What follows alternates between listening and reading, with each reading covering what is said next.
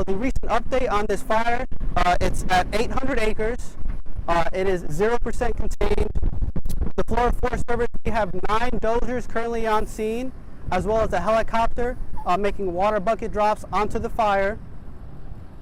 Thankfully, there's no damage at this time, no damage to any structures, no damage to any homes. No one has been injured, and as you can see, we're constantly working on this fire, trying to get it contained as fast as we can.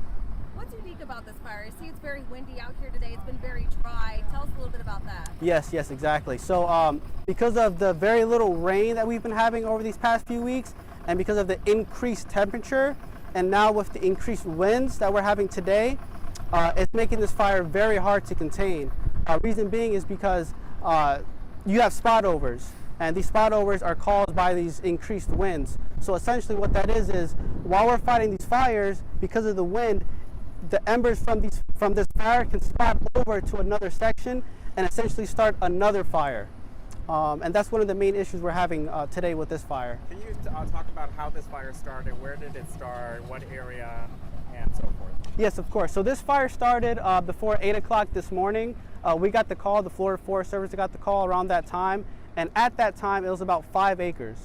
When we got to the on scene, I want to say around 8:30, 9 o'clock, the acres increased to about 50 acres. And because of the increased winds, it just started picking up from there. How worried are you that it might continue to spread and might threaten some houses? Well, as of right now, the spread, we are worried that it's going to continue to spread if these winds do not die down. Thankfully, this area is full of forested areas, so there's no homes, no communities nearby, and it's within county lines. But if it continues, that can be an issue down the line. How close is the nearest home to where the fire is burning? I do not know. Okay. How did it start? How did it start? What was the cause? We do not know the cause. The cause is still under investigation. The main priority is to get this fire contained first, and then we can look into the investigation of the cause.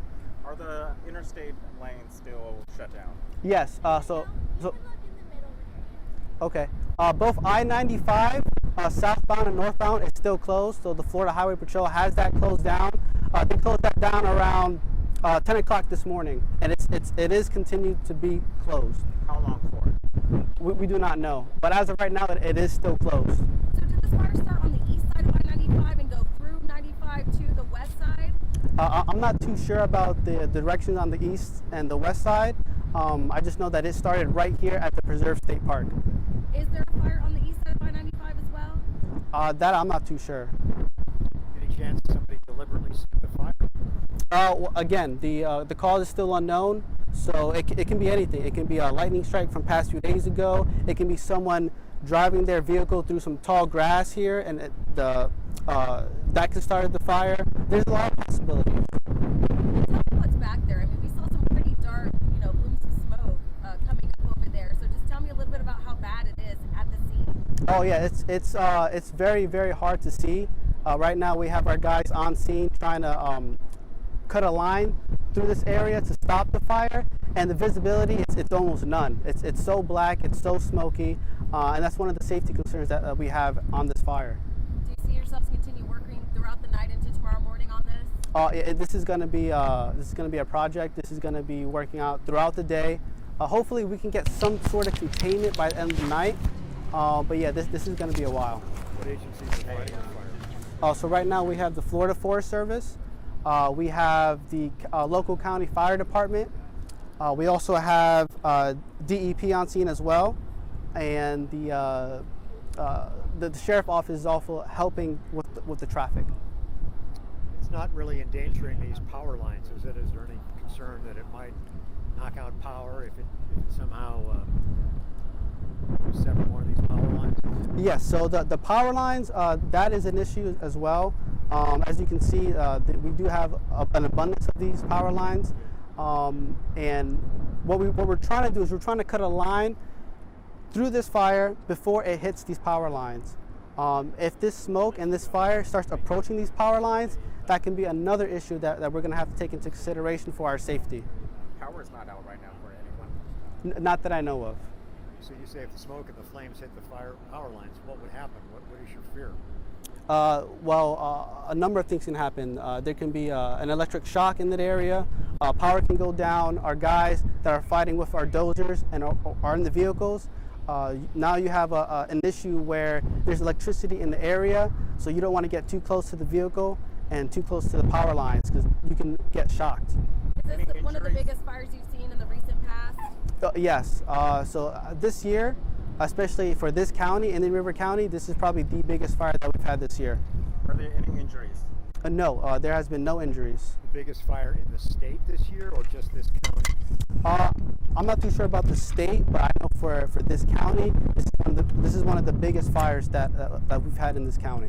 Is this going into Brevard County at all? That I do not know.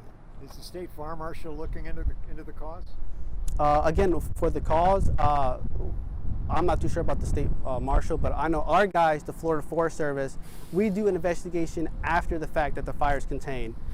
Safety is always the #1 priority, and knocking down this fire as well. So that's the main concern right now, is to get this knocked down and to make sure our community and our citizens are safe. How bad is this fire? It's pretty bad. It's 800 plus acres. And again, this is one of the biggest fires that we've had, if not the biggest fire for this county. And this is something that is not to be taken lightly. Hal, you want to have the chief come up now? Sure. Thank you. Thank you. You're welcome. No worries. Hi, Chris Moore with News 6. Nice to meet you. This is not live, this is just recording. Okay, good. Well, at least online. Got it. Okay. Yeah. Quick while the smoke's billowing up. Name and title, please. Keith Touchberry, Police Chief, City of Fellsmere. Spell your first and last name for us. KEITHTOUCHBERRY. And chief, you can look in the middle so all the cameras. Okay. If you want to look right at her. Gotcha. So tell us a little bit about your guys' how you guys are helping to fight this fire. Right, so the fire is pretty much in and around the entire city of Fellsmere. We're a large city, geographically about 58 square miles. So our officers right now are handling traffic direction and control locations. They're also handling secondary incidents on County Road 512 that happen as a result of the traffic influx that's coming through. But mostly we're staying on top of the fire news and information so that we can give accurate updates to our residents. And I do want to give an update to Fellsmere area residents at this time. We are looking at a voluntary evacuation only at this time for the greater Fellsmere area. To the specific area would be 97th Street to about 109th Street. Everything east of Willow, which is also 130th Avenue. So 130th Avenue to the west, 97th Street to the south, and 109th Street to the north. Voluntary evacuation at this time only. There are no mandatory evacuations issued at this time. What prompted you guys to do that voluntary evacuation for? Well, the wind speed and the growth of the fire, it has, as you know, jumped the power lines. And so it is in the westernmost portion of the buffer quadrant. This is the southwest quadrant of the St. Sebastian Buffer Preserve. And so the further west it goes, the more it starts getting into what are known as our 5 and 10 acre ranchettes in the unincorporated area of Fellsmere. And so we want those residents in and around the city of Fellsmere to understand that it's a voluntary evacuation only at this time between those boundaries. Tell me how large of a response you guys have right now. You're dealing with the 95, you're dealing with these county roads and homes.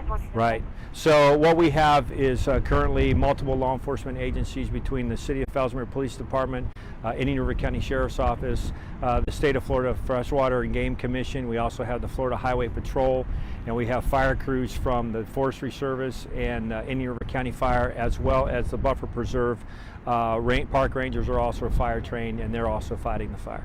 So it sounds like it's getting more serious if you're calling for a voluntary evacuation. It is. I mean, it started about 7:30 this morning in the southeast quadrant of the buffer, just north of the county's firing range, and we believe we have some city limits area up in there. We believe it started in our city, and it grew from about 150 acres to what is estimated now at 850 by the Department of Forestry, and so it continues to grow. How close is it to the nearest home? Rough estimate right now, I would say about half a mile to a mile. as the crow flies, and that's why I know that the fire crews are working diligently to stop it right where it is, but we have to consider that all this is blowing west and it's engulfing the city of Fellsmere in smoke at this time, and we want to give residents a sense of peace and calm to know that we're out here, we're working it, but we are recommending a voluntary evacuation for those areas. Are the schools dismissing kids early? I've had no contact with Indian River County School District. We only have one public school in the area. It's on the far western part of the city.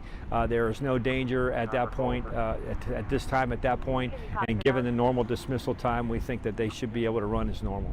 Have you called all your officers in on their day off or vacation to come in here and help out? We've mobilized a small amount of staff, but we've asked for additional help from state law enforcement with FWC, and so right now we think we have enough law enforcement on hand, but really what we need is the fire crews, and those guys are handling that piece of it. What would you say for folks who have travel plans the weekend that are planning to go on 95? Right, don't come on I-95 through Indian River County right now. You're going to be diverted at State Road 60 and largely coming through the Fellsmere area on County Road 512.